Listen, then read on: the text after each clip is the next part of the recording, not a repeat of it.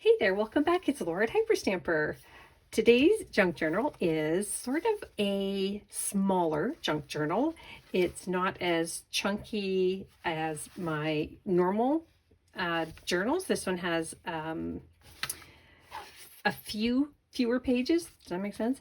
And this one is dog themed. And I just wanted to make one that was, super affordable for everybody, especially with these weird times we're all going through right now. And so this one is super, super cheap. If you look at my Etsy shop, it's different depending on what country you're in.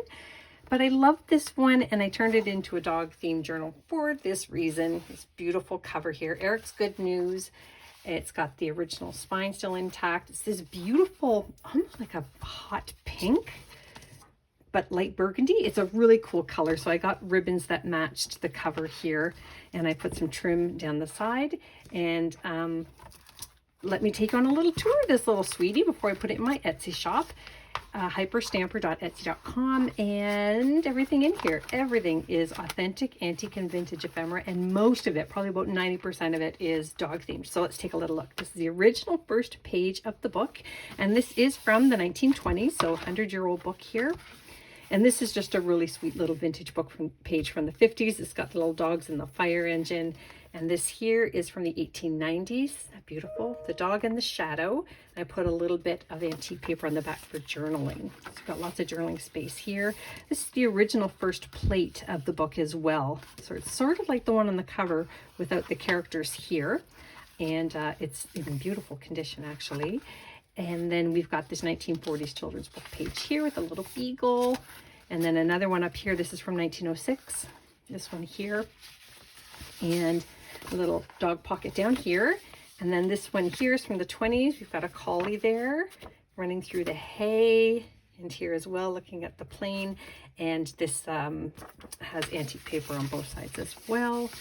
This is just a really cool piece I have. It's a vintage true passport page, and it looks like this is from Evelyn Hitchcock, and I just think it's really cool, so I wanted to throw that in one of my journals.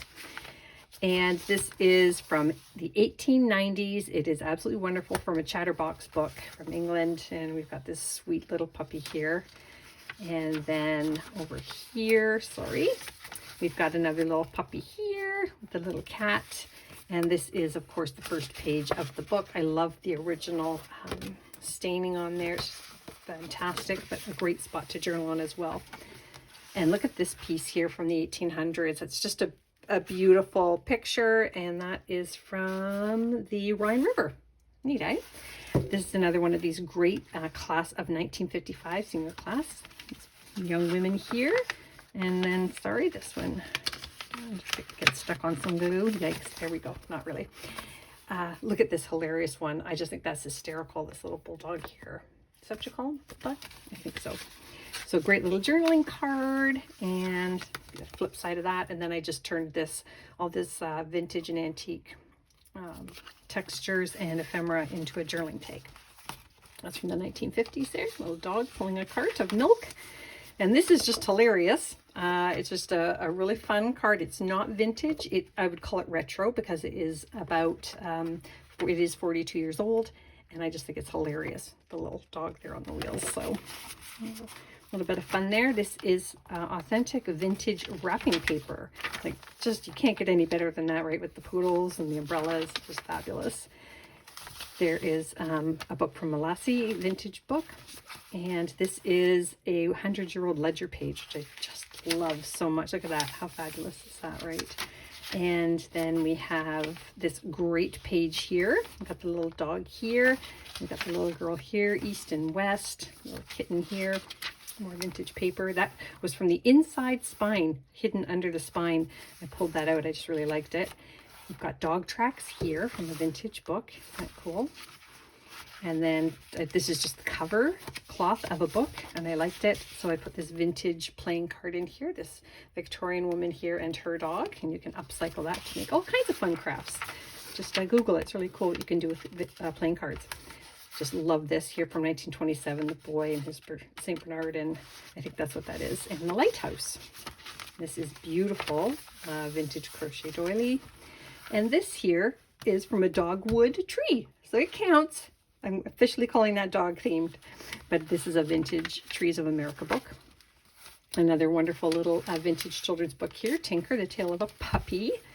One of Pearl Shop's receipts from the 50s that you can journal on top of. And then this here came from a nature book, about 100 years old, and those are little red fox cubs because they're in the dog family. And then we've got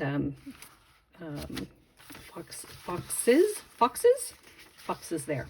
Look how great, isn't that sweet?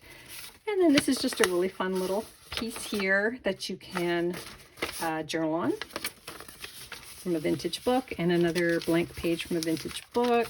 And then this is also from the 1800s, and that is the Natural Bridge of Santa Cruz, California. Isn't that beautiful? Look at that plate.